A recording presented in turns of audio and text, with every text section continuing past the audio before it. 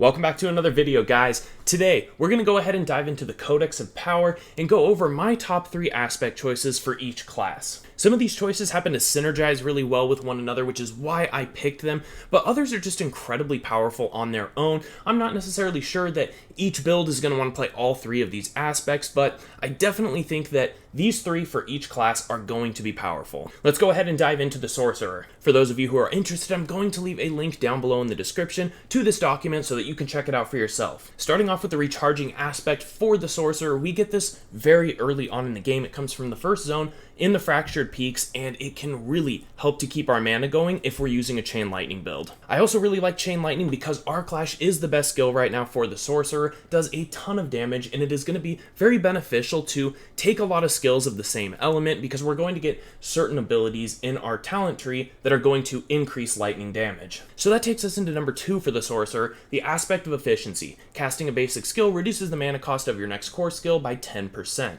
Once again, this is going to keep us incredibly mana efficient, and so that's going to help us out a lot, especially when we dive into the third choice for the Sorcerer. Elementalist Aspect says, core and mastery skills cast at or above 100 mana gain a 20% critical hit chance.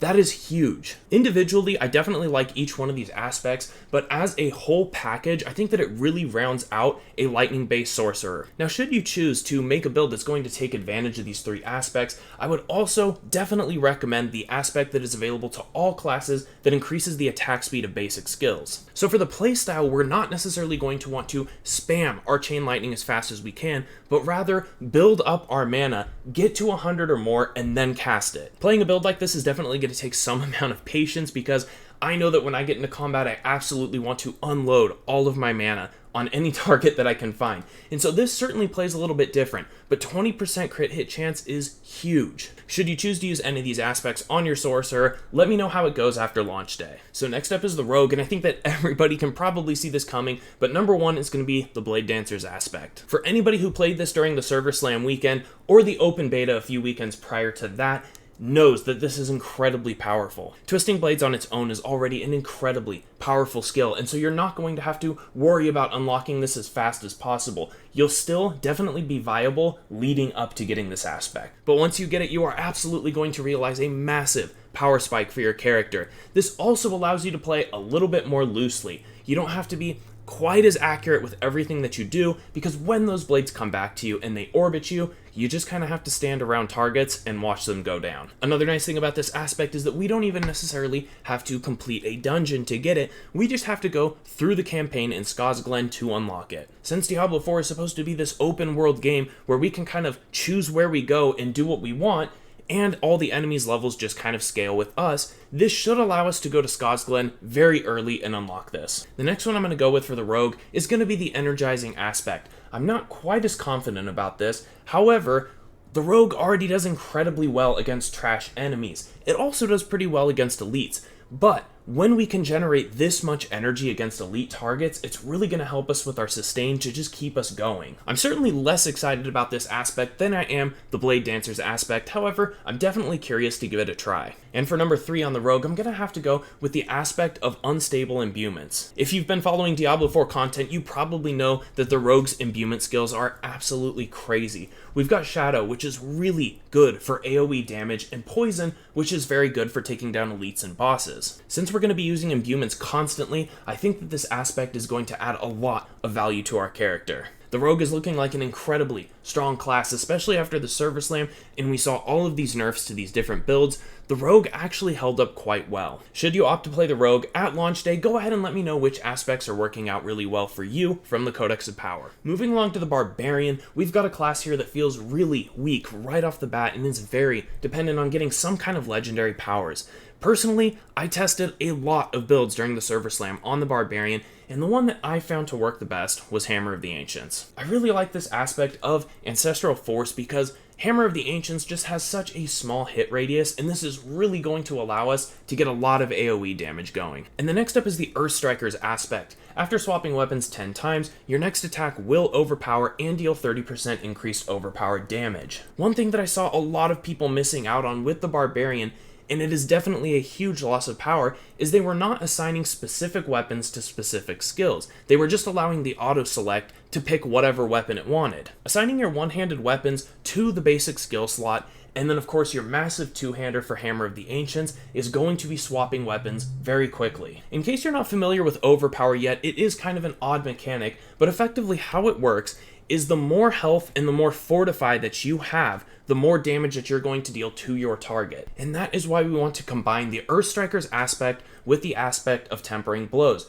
After swapping weapons 6 times, gain 17 fortify. By using basic skills with your quick weapons and then Hammer of the Ancients on your two-hander, you're going to be swapping weapons back and forth a lot. This is going to be both gaining you fortify and building you up to an overpower attack. On top of that, we have the quaking effect with Hammer of the Ancients, and so when we do that overpower attack, we're going to be able to hit a lot of enemies and do absolutely crazy damage. I'm really excited about the Barbarian, and although I narrowed it down to these 3 aspects, it was tough. They have a lot of good choices in the Codex of Power. But in the end, these would be the 3 that I would definitely hunt after, because this allows us to both get AoE damage and crazy single target damage with our overpower, and some defense on top of that with the Fortify. Similar to the other classes, should you play with any of these aspects, go ahead and drop a comment down below and let me know how they worked out for you. So next up is the Druid, and we're going to be starting with the aspect of Ursine Horror. So this makes Pulverize into an Earth skill and causes spikes to come up out of the ground for the next 2 seconds, which damage enemies. I really like this in combination with aspect of the Mending Stone. This is going to increase the duration on our Earthen Bulwark.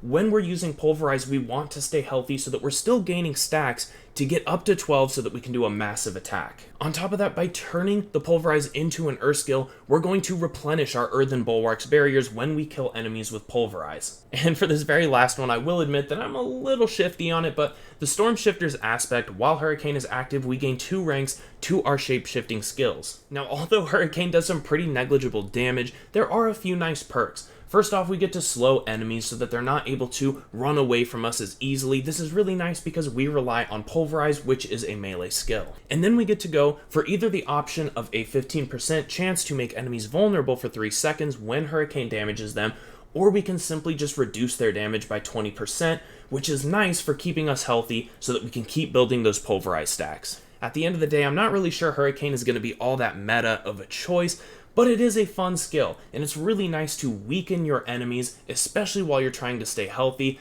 On top of that, you're getting the +2 ranks to our shape-shifting skills. I really do think that there is some good synergy by putting all 3 of these together. And lastly, let's go ahead and talk about the Necromancer. Bone Spear is all over the place. Everybody loves this skill. It seems to be the highest DPS skill that the Necromancer has, at least during the open beta in the Server Slam weekend. The Splintering Aspect seems incredibly strong. We're going to make a lot of enemies vulnerable, and on top of that, Bone Spear is going to deal 50% bonus damage to vulnerable enemies and pierce them. Bone Spear already feels like a really strong skill, even without any legendary aspects to support it. And so I feel like anybody who's able to get this pretty quickly is going to have an easy ride on the Necromancer. Next up is Aspect of Grasping Veins. I didn't see too many people trying out Corpse Tendrils, but I did try it at least during the Server Slam weekend, and I really did like it, and I feel like this legendary power can add so much consistent damage to our character. Gaining 10% crit hit chance, especially at the lower levels, is going to add a ton of damage to our character. And on top of that, anything damaged by the Corpse Tendrils are going to take 30% bonus crit hit damage. The nicest thing about Corpse Tendrils too is it does not actually consume the corpse. I feel like Corpse Tendrils is really underrated by a lot of people, and I hope that somebody gives this a shot. I'm not thinking I'm going to be playing Necromancer on day 1. It's not really in my list for consideration right now, but anybody who gives this a try, let me know how it works out. And of course, to tie it all together for the Necromancer, we have the aspect of Torment. Critical strikes with bone skills increase our essence regeneration by 20% for 4 seconds. I'm absolutely a fan of the synergy between this one giving us bonuses when we get crit hit chance, and the aspect of Grasping Veins just giving us an outright 10% increased chance to crit. This should keep our essence regeneration going crazy fast so that we can keep throwing out Bone Spears, making enemies vulnerable, critting them, piercing through them. It seems like it does absolutely everything. One honorable mention that I do want to give to the Necromancer, if you're not really interested in playing Bone Spear, I did have a lot of fun with Blood Surge. Even without any legendary powers, it actually felt pretty decent, and this legendary power is crazy. Casting another one after a short delay at 70% less damage is still pretty solid. I did consider putting this in my top 3 list, but I really didn't feel like it had the same amount of synergy as these ones do together, with the crit hit chance on the bone skills and then the crit hit damage bonus. Just kind of felt like too much to ignore. For anybody who does try Blood Surge on day 1, let me know how that goes for you.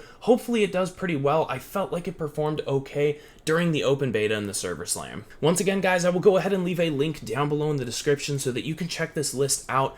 On this list, I've also got a link to the full Codex of Power so that you can check out the other ones that didn't make my list. As always, I really appreciate you all for watching. Let me know which aspects you're the most excited for that you can get out of the Codex of Power. Diablo 4 is right around the corner, and I absolutely wish you all the best of luck on launch day and for these first few weeks. I'm absolutely looking forward to moving into Diablo 4 with you guys, but for now, I'll catch you on the next one.